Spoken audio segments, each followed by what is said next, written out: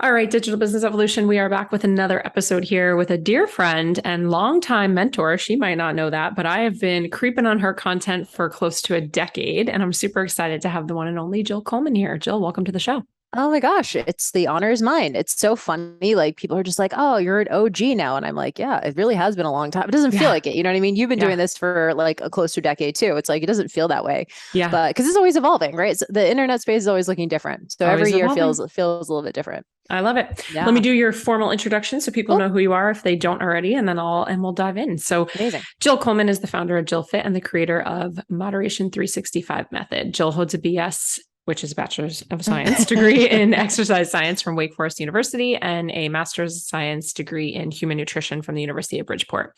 She's got two different podcasts, The Best Life and Fit Biz You, and they have over 1.5 million downloads. Her work's been featured in Women's Health, Strong Fitness Magazine, Self Magazine, Shape, Yahoo, Live Strong, and more. Over the last decade, as an online business coach, Jill has helped thousands of health and fitness and nutrition professionals start and grow their online coaching businesses to generate over $6 million in sales. Her specialties include digital product development, online marketing, and copywriting. Pretty Yay. incredible. Pretty incredible. So I first started following you probably close to a decade ago.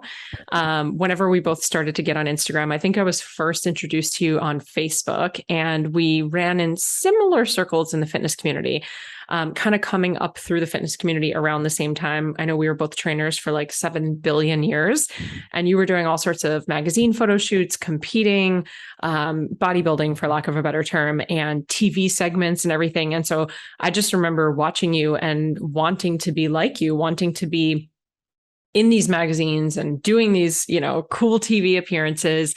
And then over the years, just watched you grow the business, both arms of the business. So you sort of have your fitness side of the business, which you still do. And I want to acknowledge you for that, because I think it is so easy for people to quickly throw in the towel when they see money coming in somewhere else, or maybe money coming in easier somewhere else. And I'd love to talk about that, because there's a very common misconception. I don't know that it's totally false, but people think that if I sell something that can make people money, it'll be easier. And so I just want to acknowledge you, because for so many years, you have stuck to what you're great at. And that's both fitness as well as now business coaching. So you've got these two major branches of your business, two different podcasts, tons of different programs. I'd love if we can just go back. So if we can go all the way back to when you were first building this brand, Hmm. essentially. Did you Yeah. know what it was going to turn into? No, of course not. I mean, Yeah. and I'm sure you didn't either, right? And so that's the fun thing about it is every year has looked completely different. And I also would acknowledge you too. You and I had very sort of parallel paths where we sort of, were obviously in the fitness industry for a long time and sort of chasing what I would consider be more of the ego pursuits. It's fine, but like I Yeah. know for me, a lot of my competition prep and trying to get in magazines and doing a lot of photo shoots, it was mostly about me Yeah. wanting to stroke my ego and wanting to say I've been in magazines and whatever. And I think you and I can both attest to the fact that, like, while that stuff is cool, it doesn't build your brand. Like, honestly, like it's fine to get a magazine and have that on your Instagram bio with some social proof. But for the most part, it left me feeling very unfulfilled, to be Yeah. honest. And it was so tied into, do I look good? Does my body look good? And I went through, and like I know you did as well, a lot of eating issues and body dysmorphia and things like that. And then you sort of come out on the other side. And I think starting Jill Fit in 2010 as a blog really gave me almost like a life raft to find something else that wasn't entirely about me. And so while I still love fitness and lifting weights and I'm a meathead at heart, I think I didn't really see the brand transform until I started making about other people. Yeah. And really, I started with fitness and nutrition coaching, and it really got me out of my body and out of my head and into serving others. And from there, Jill Fit grew to a 6-figure online business within 18 months. And people were asking me, how are you doing this?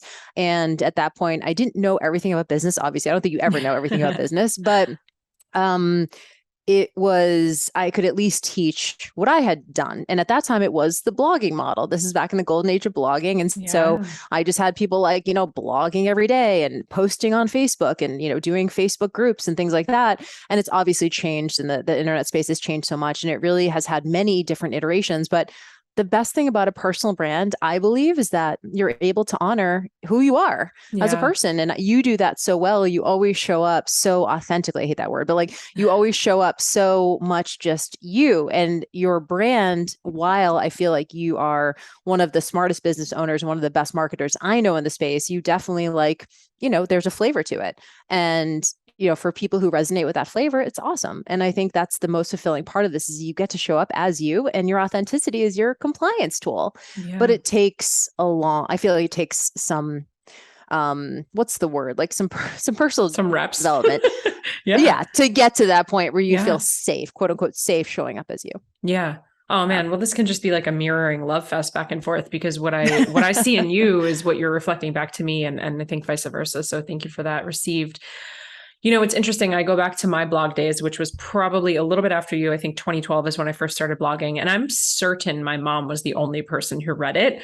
So shout out to my mom. I still consistently showed up and did it every single week despite that. And I think it was a muscle that I got to flex, practicing my voice, practicing how I was going to speak about my story, what type of content was I having fun writing about. So I'm curious, were you monetizing your blog back then? No, I No. wasn't. I was one of the people who wasn't. So I had friends in the blogging space who I'm still friends with now, who still do blogging, but they were more like brand sponsorships, Sure.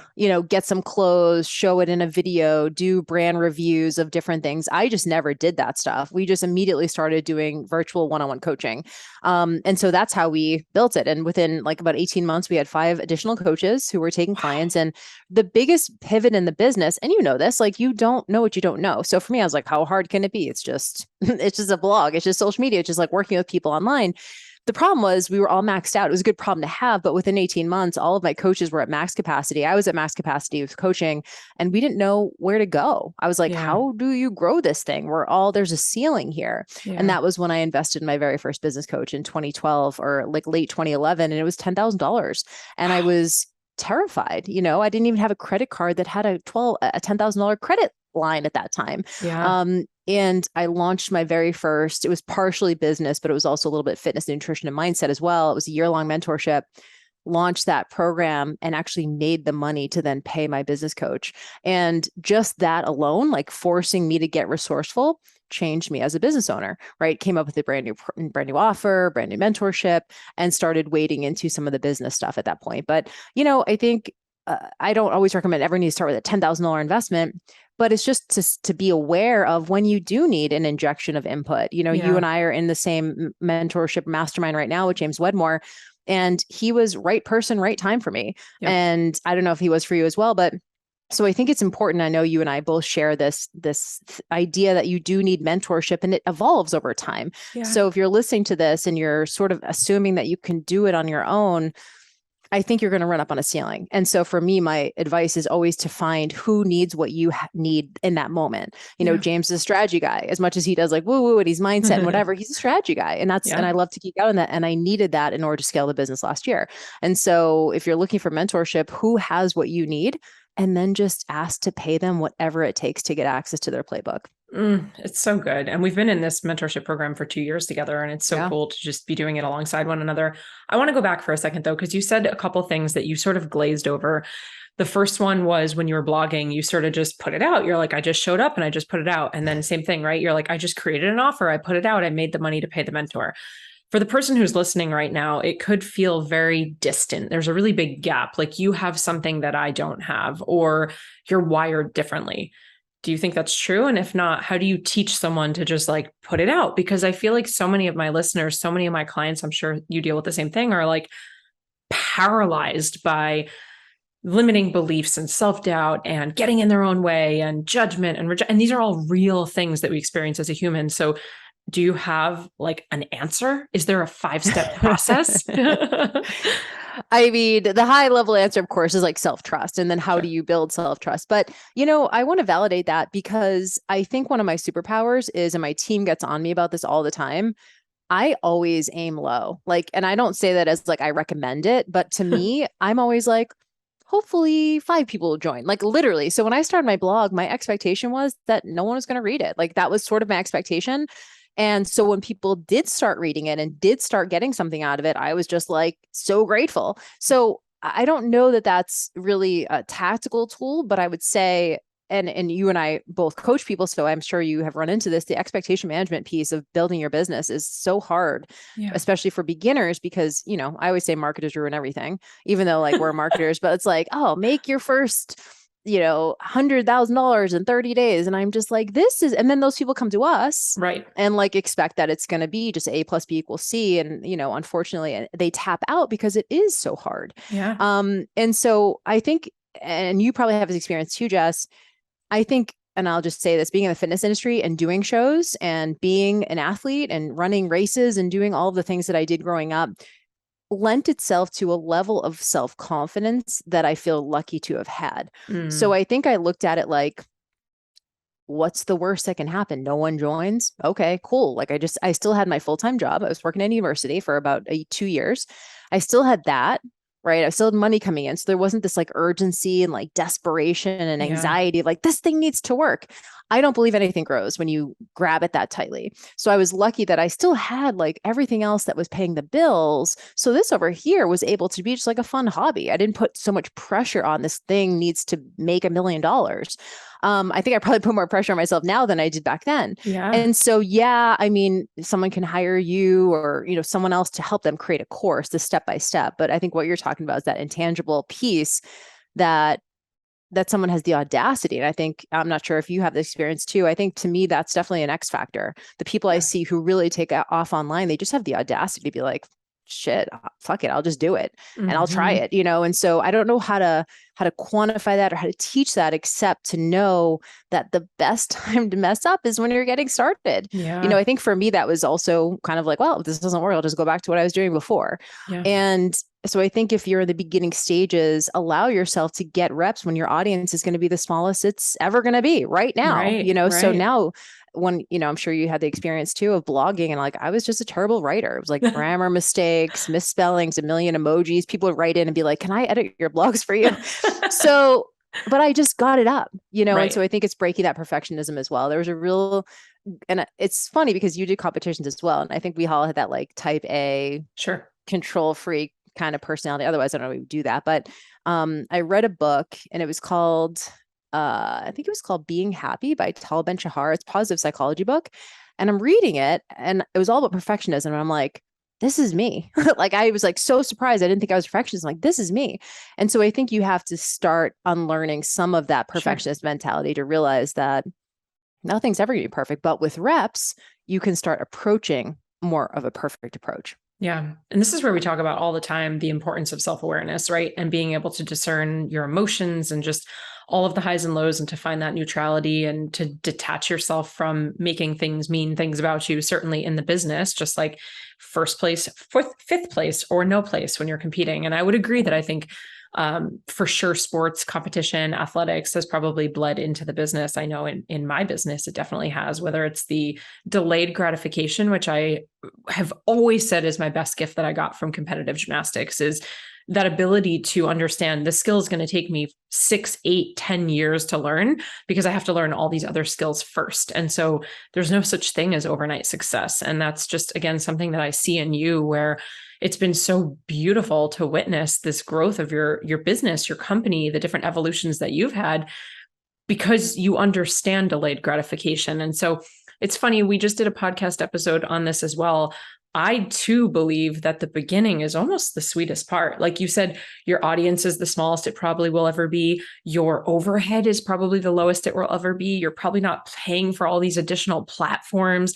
Your expectations of self and what is normal, and I say that in quotes, right? What do you expect in the business if you're doing something like a launch? It tends to get harder. I know for me, a lot of times clients on their second and third launch are like, wait a minute, that was so much harder than the first one, or like that really stung because the first one is the first one. So everybody's been waiting for it and your audience is warm and you get all these people that want to come out and support you. The second, third, 12th, 18th time, they're like, I've heard this already. So I think that's definitely a new levels, new devils. That's something that comes up. I'm glad you said that because I've experienced that as well. And I what I would say is, for those who, and I don't know if you experienced this as well, especially during the pandemic, I call like this the sort of the pandemic boomerang. Oh, it was the unicorn year. Yeah, like everyone for jumped sure. online and had a lot of fast success. And I know your business did really well, mine did as well. And I hate to say that because I know so many people suffered during lockdown, but people were scrambling to learn internet business. And Yeah. so they were doing these launches, and everyone who were they working in person just came online. And then once everything opened back up, they were like, where are all the people? I don't want to go back to the gym. I want to stay here. Yep. And some people really leveled up and started learning internet business, right? And really started to like take it seriously and want to build a legacy online business. And other people tapped out. And they were like, and it's fine. Like you can always go back to the gym. It's great being a personal trainer or fitness instructor. Those are mostly people I work with. Incredible job. But in order to create and sustain and grow a successful online business, you have to become a different person, Yeah. right? You can't just be a trainer online. It's not just Zoom classes. It's like you have to learn marketing, sales, lead generation, product development, copywriting, like all of the actual skills. And a portion of my clients did, and they stuck with it, and now they're seeing larger and larger launches. But for those people who were in that like sort of had that that shock of like, oh, this is a lot harder than I thought it was going to be. Most of them just tapped out, and that's okay Yeah. too. Not Yeah. everyone, I used to think everyone could do this, and I don't think that anymore. I 100% agree. I don't think so. And I don't think everybody should do this. We're living in a time where entrepreneurship is certainly digital marketing. It's trending. And so it's almost like if you're not an entrepreneur, you're missing out. And entrepreneurship is the new wave. And that's not necessarily the case. We also need people to work at the regular 9 to 5 type of jobs. And we need people to work with us, right? Like we love to hire people who want to be maybe intrapreneurs or contractors rather than entrepreneurs. So it's definitely not for everyone. And I would agree, the boomerang effect, I love that. I keep referring to 2020 as a unicorn year because for so many people it was. And I know for our clients, we saw more 6-figure businesses built pretty much in like overnight, like a month, 4 months, 3 months, 6 months. Our clients it was insane how well they were doing. And then to your point, now we're on the tail end 2 years later of like, oh, this sucks. It's really hard. I didn't realize I also had to be, and we talk about this all the time in our business, but I had to be a marketer. I had to be a copywriter. I had to be a leader. Leadership is not taught, right? Leadership is not the same things as having a following or putting up content, right?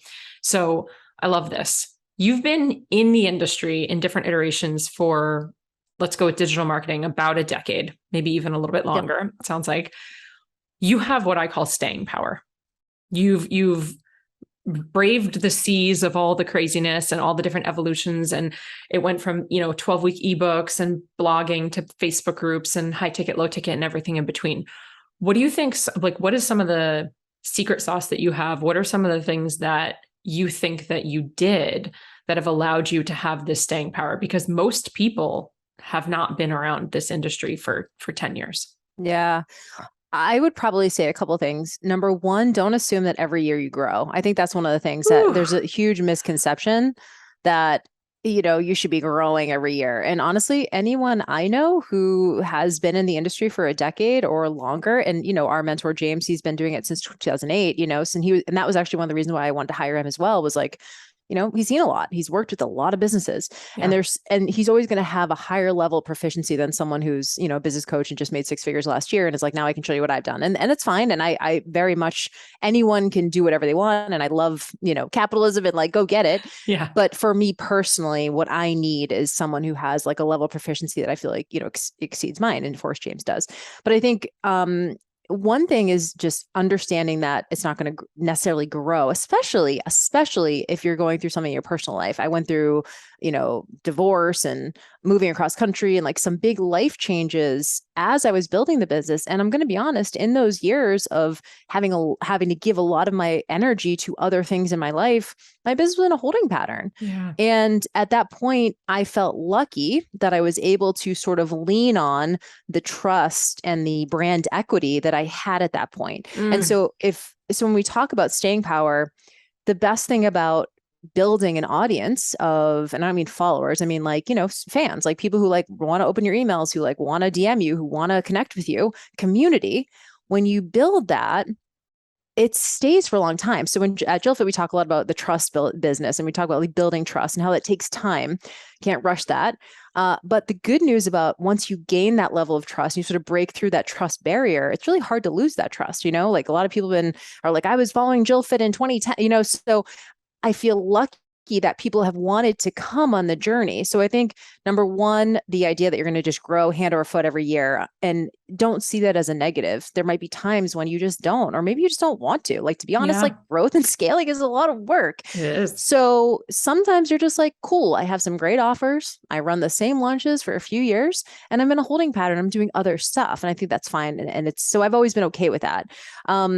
I also think the second thing is I've been consistent, back from in the blogging days, and this is such a cliche answer. It's like the answer no one wants to hear, but you've been so good at it too, is just showing up as you in those moments. I talked about my divorce and my marriage going sideways and all that kind of stuff with my audience, not in real time, but like I included them in a lot of that stuff in a way that made them feel like we were building something together. Yeah. And I showed up in those moments. I didn't just go dark. I didn't just like, be like, oh, I got to put my, and look, if you need to take a rest, take a rest. You need to go on vacation, go on vacation, be off social media for a month, fine. But if you do want to have what we call legacy business, you can't go radio silent. Like, this is your baby. And I think I really, truly, and I think you do too, just love what we do.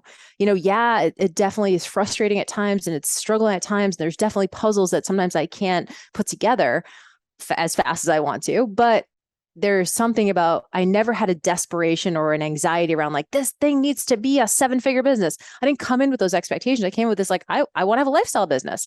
I want to be able to work the hours I want. I want to be able to travel with my friends, spend time with my loved ones, and also make money doing what I love. And so I think there's a level of like tenacity and resilience that you have to have. And I just dropped the urgency very early on, where I was like, I don't care how long it takes. I'm just going to keep doing this. And so long as I have enough money to live, I'm happy. I'm doing what I love. And so I always started making decisions in the business based on time and not money. And there's certainly, I've gotten caught up in, as you know, like a lot, like we have 7-figure business and $10,000 a month and whatever, all those sort of numbers that people throw around. But at the end of the day, for me, I was always like, am I comfortable? Can I do what I want when I want? That was my value system.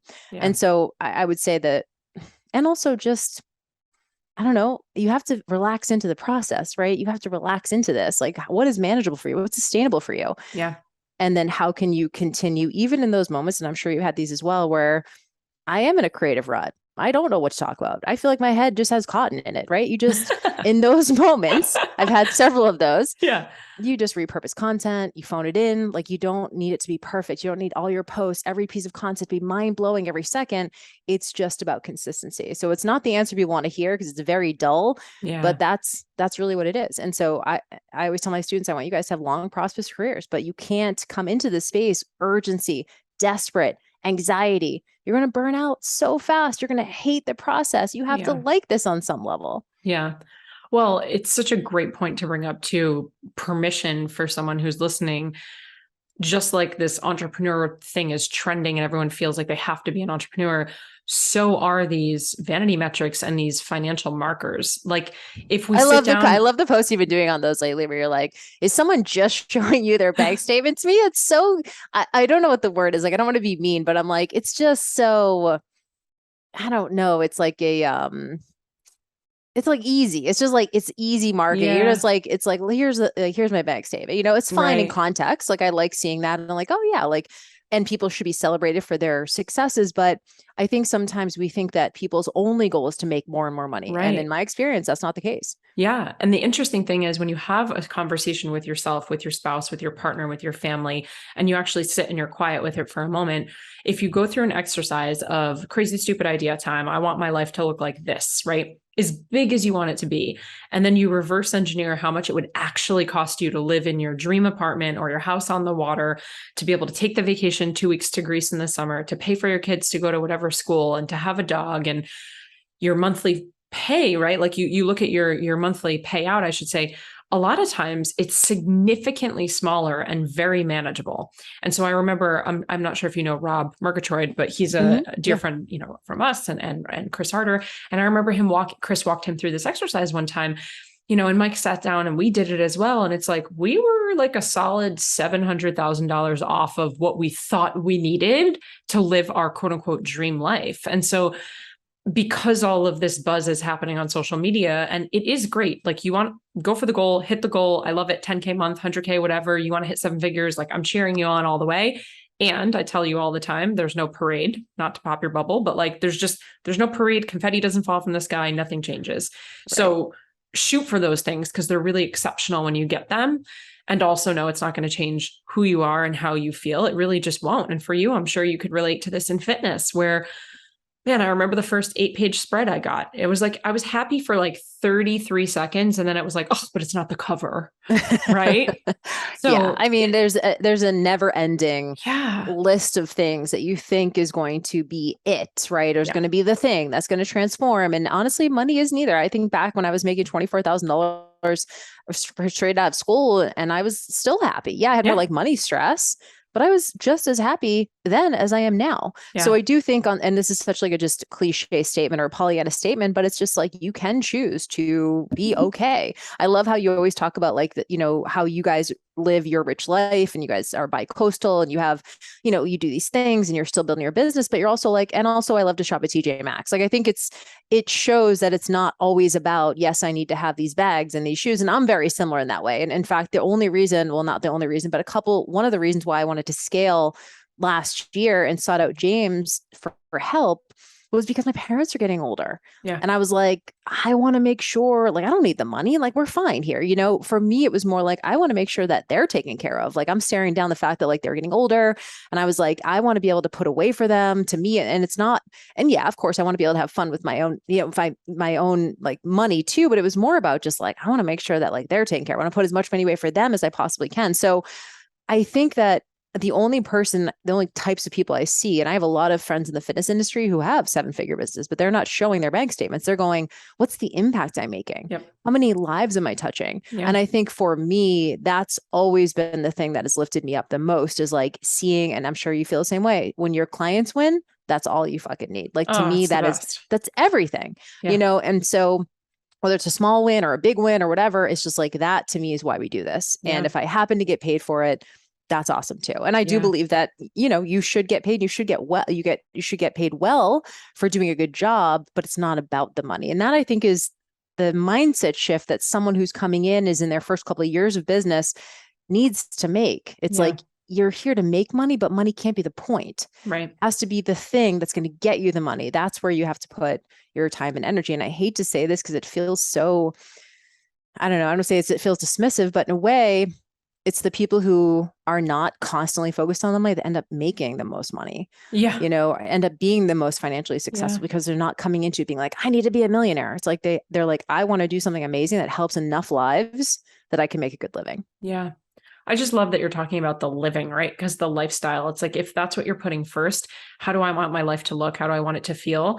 Then you might be totally cool. Just, we say just in quotes, because we're talking about 7-figure businesses or whatever crazy, 9-figure business, but it could just be 150 grand a year, but you're your own boss. Like maybe it's 90 grand a year, but you don't have to answer to anyone and you can take vacations whenever you want, or you're a new parent and you're actually only working like 20 or 30 hours a week instead of, 40, 50, 60.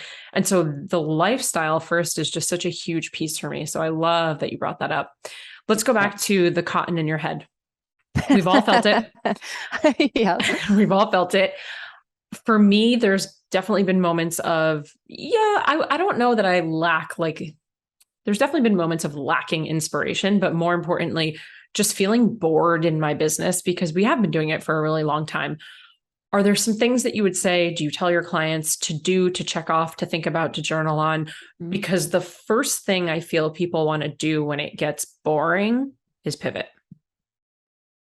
So what do you say to that? Because I'm no, I'm a hard no on the pivot. Yeah, no, same. Yeah. I mean, and that's the thing is I do see that a lot, especially with newbies, because they are so excited. They're multi-passionate, but what they're failing to understand is that there is a sort of trust threshold you have to break through in order to earn the right to pivot. So the way the business is set up at JillFit, about a quarter of our income comes through direct-to-consumer fitness and nutrition products. And then 3/4 of the business is business coaching in different capacities. And that we make like $200,000 or $300,000 just on fitness and nutrition stuff. And to me, that becomes a pipeline into my business stuff. But the only reason that we've been able to do that and we're able to continue doing that is because we broke through the trust barrier with fitness and nutrition first. So we stuck to that for the first few years, and we still stick to that. So people go through the Moderation 365 method, or they go through one of my fitness programs. They have a transformation. The fitness programs are designed to be a little bit more advanced, because I know that trainers tend to do more advanced programs. And it becomes a pipeline for us into our beginner business programs. It's maybe someone who's like, oh, I'm kind of like a fit person and I'm getting my personal training certification. Maybe I want to help someone else have this transformation. I don't know where to start. I already had a win with Jill, right? I've already done her programs, already experienced a win with her.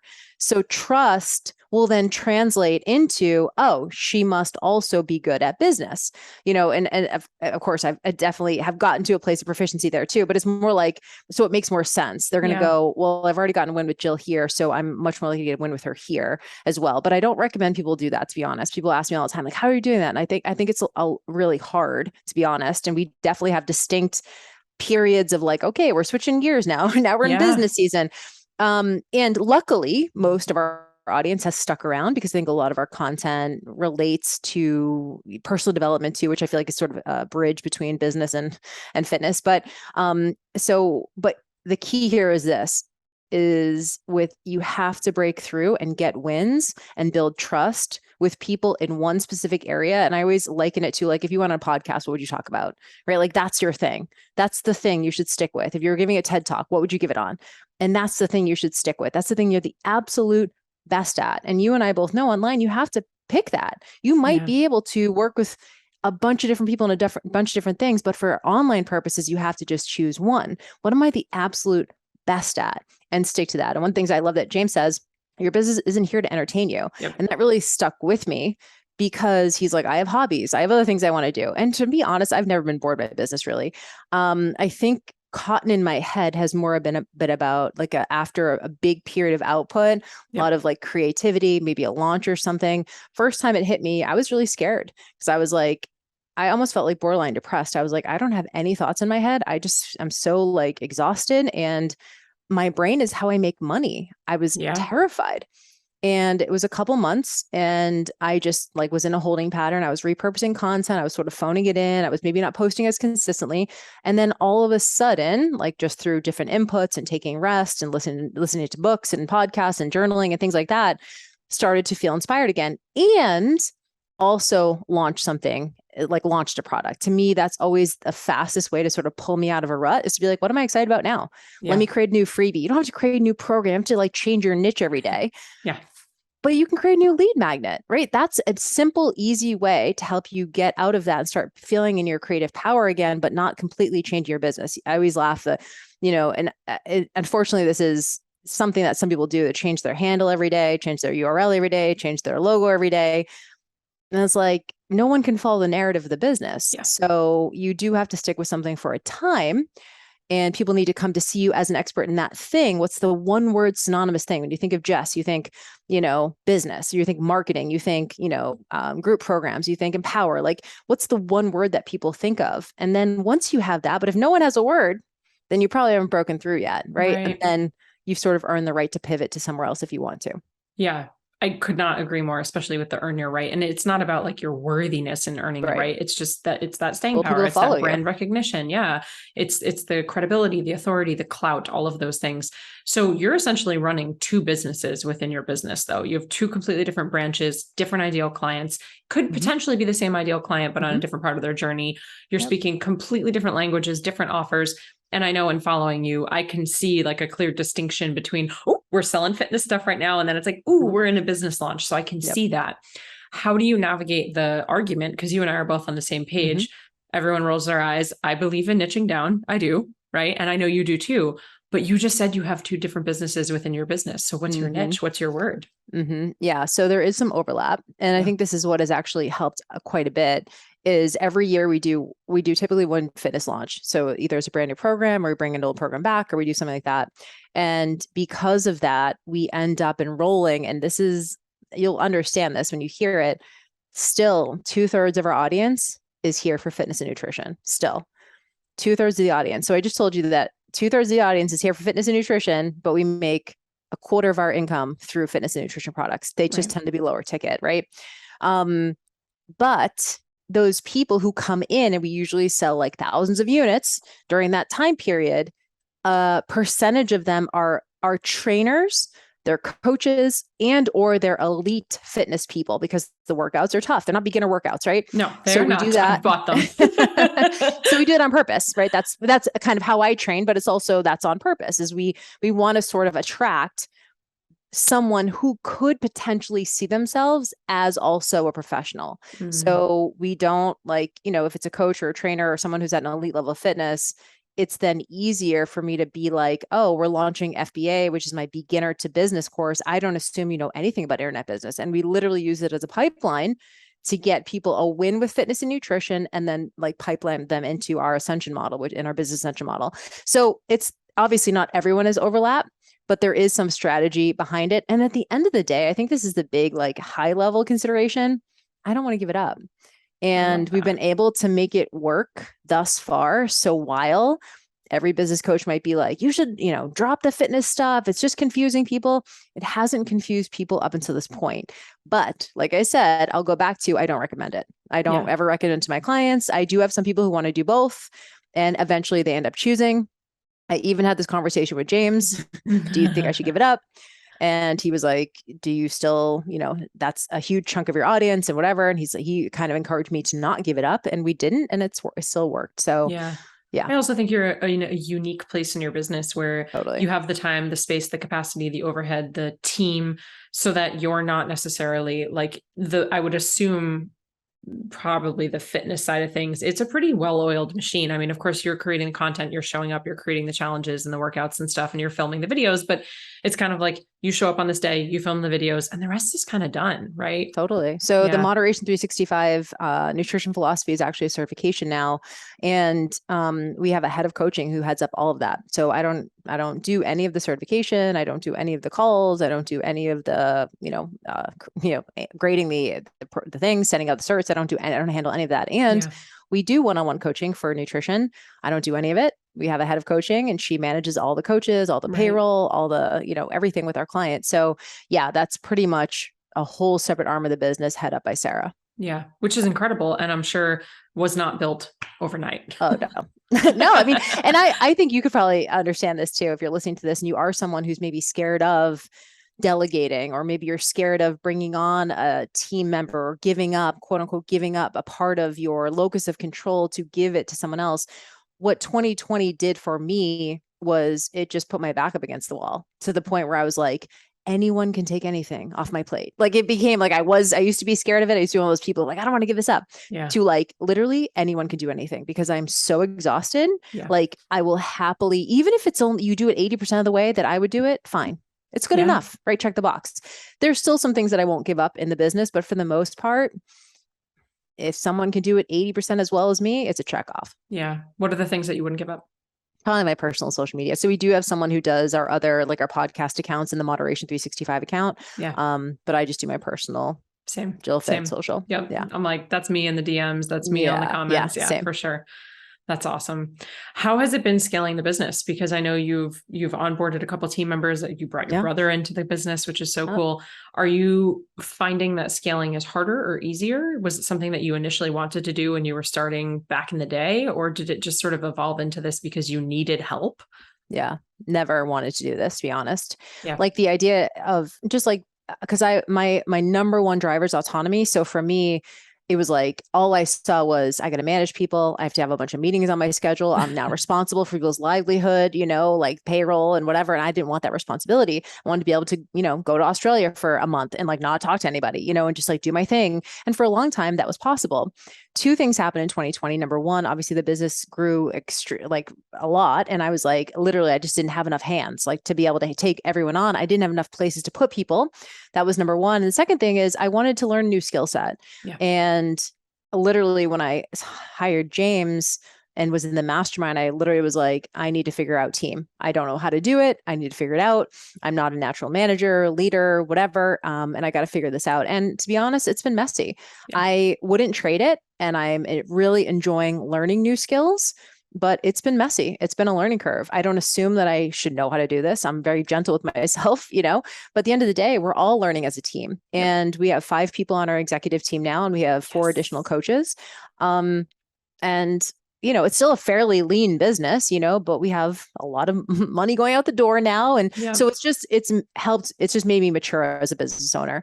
And I really have enjoyed that responsibility. And I always think back to that quote, like, pressure is a privilege. To me, I always come back to, like, I wasn't ready until I was ready. Yeah. And so I don't automatically think everyone needs to scale. One of my best friends and one of my business partners, Shantae Cofield, the movement maestro, she's very open about how she wants to just keep everything lean and just has like a VA, and that's it. And she wants to do that. For me, I wanted to scale, and I also wanted to provide for my team members and be able to give them really good salaries and, give them benefits and just all the things, and create spaces where they could grow as well. So my brother, like you mentioned, is my integrator. He does all the sort of back end stuff. And he also has his own podcast that Jillfit publishes. So he can have his corner of the business, but it's all under the Jillfit umbrella. Sarah, who's the head of coaching, she has a master's degree in kinesiology, and she's super, but that is her whole side of the business. She can do whatever she wants with it. She can make as much money with it as she wants. She can launch anything she wants. She can do freebies. She can do social media. So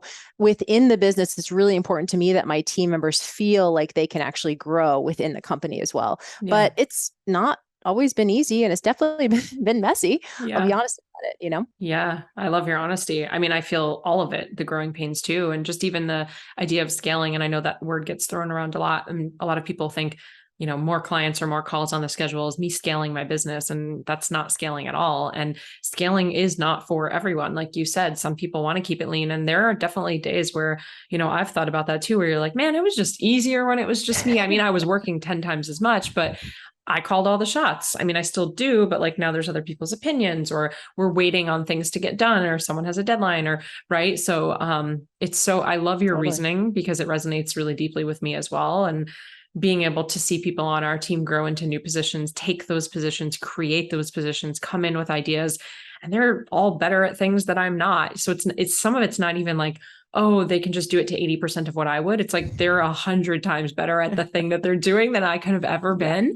And it's definitely messy. And I love how you framed it as a new skill, because for a business owner, I do think sometimes, and I always hear James, your business is not meant to entertain you, but I do feel entertained by my business. Yeah. But I do find there's also times where you're okay, I'm kind of on this merry-go-round where it's and we're launching Empower again. This is how many times have we done this? And you're kind of going in this cycle. And so something like honing in, I know for the past couple of months, we hired a messaging expert, and we've been working one-on-one with a messaging expert. And it's cool. I've gotten marketing down. I'll never be perfect and a guru at anything. I certainly don't want to be, but it's I've understood marketing. I've understood sales. I've understood content. That's probably the one that I've got down the best. And it's now I'm stepping into elevated messaging and elevated leadership. And so bringing on a team and scaling, if you will, it's a whole new skill set. Totally. Yeah. I mean, it's one of those things that you'll know you're ready when you're ready. And to your point, I don't think everyone needs to scale. I don't know that it's necessary for everyone, and you have to decide what your goals are for the business. And I wasn't ready for a really long time. I remember I was in Lewis Howe's mastermind in 2018 with a lot of people who I'm sure you guys know, Amanda Bucci was in it, Chris and Lori were in it, Billie Jean and not Ty Lopez, but he was a speaker at it, but a lot of really successful internet marketers. And I remember wanting at that time to try and scale to 7 figures. I don't know how I thought I was going to do it. I didn't have a plan. I was just I'm going to be in this room with these people and it's going to just magically happen. I wasn't ready. Mentally, I wasn't really ready. Also, I met my boyfriend in that year. And so how it is, you're falling in love. I was I don't even want to work. I want to just have fun and skateboard down the Strand or whatever. But what I thought back then was I saw all of these massively successful business owners, and they had huge teams. And at that point, I was just no, I just am not ready for that. Can't do that. I couldn't see a way that I could do that. And that was one of the other reasons why I hired James. I was that dude barely works. I was that's what I want. He obviously does, but that was one of the reasons why I hired him as well. I was wow, he has a massively successful business. He's a great team of people who love working for him. And he works 15 hours a week. Yeah. So I was like, he has the playbook I need, right? Because I think it's not hard to scale. It's not hard to make a lot of money if you're willing to work around the clock. Right. So I would say that too, is just deciding, to have other hobbies. And to me, that has definitely made me feel more fulfilled in my business. I think anyone would hate anything if they were doing it 78 hours a week. Yeah. I think eventually that would just kind of, and so for me, I think it's been better to, my boyfriend is not in our space. So we don't really talk about internet business that much. So it's a nice sort of reprieve. It's actually helped me be more productive in the business, because I'm not talking about business all the time. Yeah. So that when I do sit down to work in the business, I'm much more present. Snowboarding, skateboarding, beach volleyball. Like, I live at the beach. There's a lot of things to do here outside of your business. So for me, that's really important to always keep, like you talk about, lifestyle in mind, and have other things that you're excited about too. And so, yeah, I wouldn't say it's for everybody scaling, but you'll know when you're ready. I certainly was not in 2018. Yeah, no, I get that. What are your thoughts around utilizing lifestyle as marketing? Like, you mean the concept of it, or like, lifestyle, like I'm like posing in front of a G-Wagon, like that kind of a thing? Yeah. Yeah. I mean, one of the things I really love about your content is that you do have this very matter of fact, and I think I try to do this too, this very like matter of fact way. Oh, I learned it from you.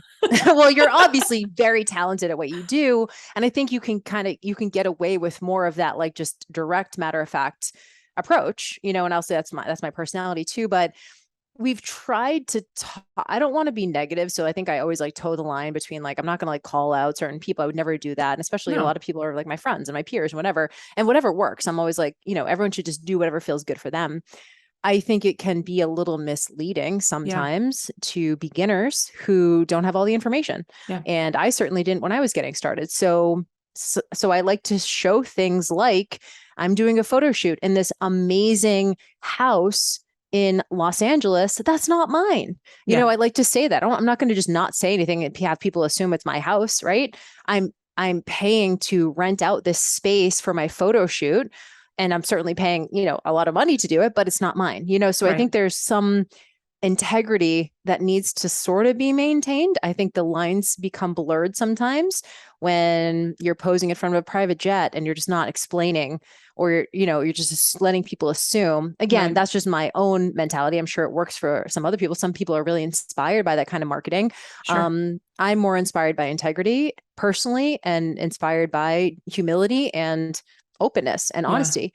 And to me, it doesn't take away someone's credibility to say, this is not my G-Wagon, but I'm working to buy a G-Wagon or whatever, right? Like, to me, that's a lot more honest. And to me, that's a lot more inspiring. Yeah.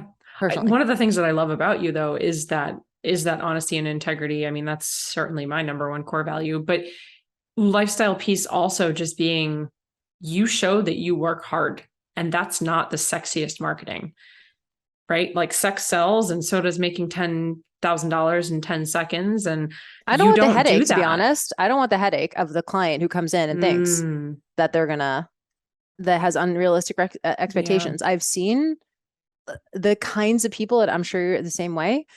The clients at Chillfit are fucking the best. They're the absolute best. I'm like, I couldn't have picked out a better group of people. This might be a little bit of a competition, but yours are the best for you. Yes, right. So that's 100%. The thing. The whole point is that, like, what your marketing does is it attracts the exact right person for you. And so every once in a while, I have someone come in who like doesn't understand the vibe and is very like, I don't want to say like highly emotional. Obviously, I'm an emotional person. I'm a human. Yeah. But this person just like very emotional and very like volatile. And it's funny because it's usually a referral. And people love referrals. I hate referrals because I'm like, they didn't find me organically, right? Sure. They didn't come into the Jillfit, ecosystem organically. So they don't really know the vibe here quite yet. So when I use like, it's going to be long and hard as a marketing tactic, it's not because that's sexy. It's because I want to let you know so that when we work together, you're ready for it. Yeah. And my clients are the best at coaching themselves up. They'll be in the middle of a launch. It's going sideways. And they'll be like, I know, it's okay. I know, I'm just going to get clinical with it. Like, they literally repeat back to me my own words. And they're able to go through and they push through and they get, end up getting a great result. So I do that all as expectation management. That's really because honestly, I don't want to deal with the other stuff. There's plenty of coaches that will promise you this and then, tell you that you're just not working hard enough if you can't get it. Like to me, I'm just like, no, I want you to work really hard. I also want you to manage your expectations and have a long career. And so it's more selfish than anything else. I don't think it's selfish at all. I think it's brilliant. And I love that you do it because I know we certainly market that way too. I'm like, it's hard. It's hard. That's and amazing. People are like, that's gross. I'm not interested. I'm like, then you're not my people. And that's fine. So I just want to acknowledge you because you could use the lifestyle. You could, you live on the beach. It's gorgeous. You're always playing volleyball. You're always out there skateboarding. You're jet setting around. You were just on a vacation last week while also doing a launch, and you shared the vacation with us, but it never made me feel less than, or like you have something that I can't have or don't have, or the only way I'll have success is if I do these things. And I just want to acknowledge you for that too. Because I think the lifestyle piece when it comes to marketing can be used. And I remember when I was in network marketing many, many years ago, there was kind of like a concept there of like, sell your lifestyle, never talk about the shakes, even though we were selling shakes. Like, don't talk about the shakes, just sell the lifestyle. And it's like, what? That doesn't even make sense. But then it like, okay, I get it on a marketing, on the side of marketing. So yeah, totally. Oh man, I could talk to you all day. Well, we'll have to pick it up when you come on Fit Biz You. I know. And we'll talk about your journey. I know. So a couple last questions before we go. What are you currently reading or listening to? I am reading fiction right now, actually. And it's like kind of a problem because it's keeping me from like being like as productive as I would like to be in my, we have someone else in our mastermind, Vanessa and Xander, who she's a sex therapist. And I actually wrote a romance novel in 2013. What? I do. Yeah. I wrote a whole 82,000 word romance novel. And yes, it's very strange and a little off brand. Not strange. I just didn't know you did it. Yeah. And so I have been off reading for a while, but I'm just reading this. God, what is it called? I don't even know what the name of it. Anyway, she turned me on to it. I think it's called like A Court of Thorns and Roses or something. So it's a little bit, I love fantasy. So I'm reading fiction right now. Cool. If you wouldn't be living in California, where would you be living? Probably in Austin, Texas. That's my most of my family's there right now. So probably there. Great entrepreneurial community. I feel like there's so many people there that we know. I know. Would you want to I feel like everyone from California has moved there. So, or has moved to Scottsdale. Yeah. Would you want to be when you grew up? I wanted to be an artist, actually. Wow. And until some adult told me that they don't make any money. And then I was like, well, I guess I don't want to be one. And then after that, it was just like, I want to just work in fitness. And that's always been, I've been lucky like that. I've just ever since I got my very first job in a gym when I was 16, I was like, I'm just going to do fitness. My mom was like, how's it going to make money? I was like, I have no idea, but I'll figure it out. Yeah. I love that. Yeah. Best piece of advice you've been given? Gosh, so many pieces of advice. One of my mentors said to me, he was a speaker. He said, if you want to speak on stages, get one client first. And I love that because it reminds us that like, you don't just get to speak on stages. You don't get to write a book, right? Like you have to get your reps. If you want to do something big, you got to do something small first. I love that. If I were to write you a check tomorrow for $50,000, how would you use it in the business? Oh gosh. Right now I'm in launch mode, so I'd probably put it into ads. Yeah, same. I would definitely probably put it into ads, or I'd probably, maybe bring on an additional team member. Yeah. Cool. Before I ask you our last and final question, where can people find you? What do you have going on? What's exciting? How can they work with you? Yeah, thank you. It's just Jill Fit on all the socials and then jillfit.com. And in terms of working with us, we do have some, like Jess mentioned, some fitness and nutrition products that are always available. If you guys are interested in moderation and learning sort of sustainable nutrition, we have a bunch of fitness programs that are really fun, really short duration, high intensity. And then we have 3 business programs. One is beginner. It's called Fitness Business Accelerator, FBA. We have a mid-tier called Legacy that I co-host with my business partner, the Movement Maestro. And then I also have a mastermind, 100K mastermind. And all of those programs are at jillfit.com, but would be happy to chat with anyone about just any resource that you need or help you out in any way. Awesome. And then the podcasts, obviously people can pop over. Yeah. The Best Life podcast is, The Best Life is all about fitness, is all about nutrition and fitness and relationships and personal development and a bunch of juicy stuff. We get a little bit silly over there. And then Fit Biz You is just straight up business coaching. I love it. So many good things. If you're not already following, please make sure you are at Jill Fit. Of course, you'll get all the good stuff over there. So before we go, we named our company Digital Business Evolution because we believe that we are always evolving and growing. And every time we do, our business grows with us. So what is your next personal or business evolution? Gosh, I'm still on this one. I'm still on the current one. Yeah. The scaling. Yeah, I mean, we have some big goals for the business, but mostly I think it's for me. I said this in our very first retreat with James last year. I have about 10 years left in me in terms of like doing this business this way. Yeah. I eventually want to probably write books. I think like eventually that's probably going to be my big thing, but Romance novels still or other?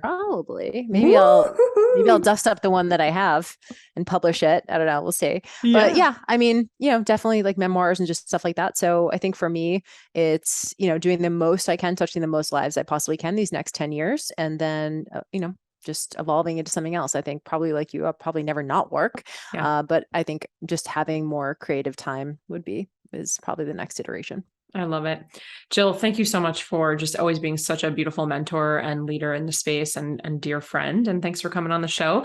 As always, if you loved this episode, take a screenshot, share it on socials, tag me at I am Jessica DeRose, tag Jill at Jill Fit. Let us know what some of your biggest takeaways are. And as always, cheers to your next evolution. Thank you so much for tuning in. If you loved this episode, I invite you to be a part of our ripple effect and share it with a friend. And please, if you feel called, take 30 seconds to leave a 5-star review, and I'll be forever grateful. Until next time, cheers to your evolution.